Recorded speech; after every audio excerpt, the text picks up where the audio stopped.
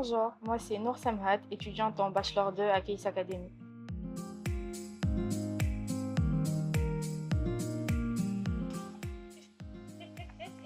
Je m'attendais à tout sauf que ma première question ce soit ça.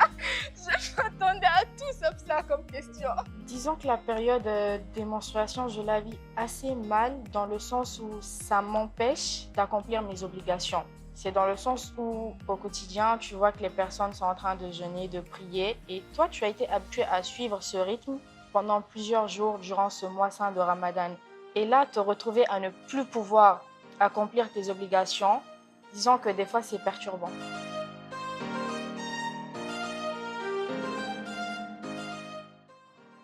Bien sûr. C'est dans le sens où déjà, moi, je perçois le mois de Ramadan comme un mois qui nous permet de nous rapprocher beaucoup plus de notre Créateur et de la religion. Dans ce cas, le fait de se dire que ça devient une obligation, ça fait qu'on le pratique avec beaucoup plus de considération. Et donc, oui.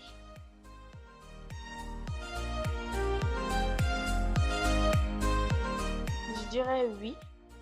Parce que pour beaucoup, le mois de Ramadan, à la base, c'est censé être un mois où on se rapproche le plus de notre Créateur. Sauf que beaucoup profitent de ce mois pour être énormément dans le jugement. Ce qui fait que des fois, si on a tendance à poser certains actes, les gens pourraient interpréter ces actes de manière assez exagérée, je sais pas.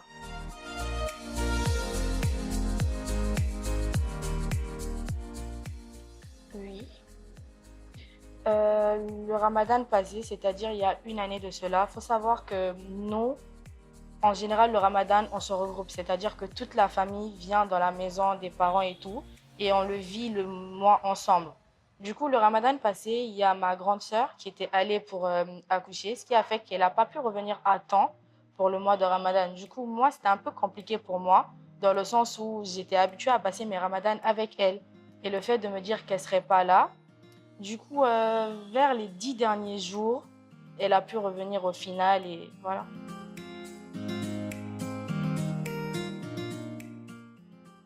Je dirais plus le mental.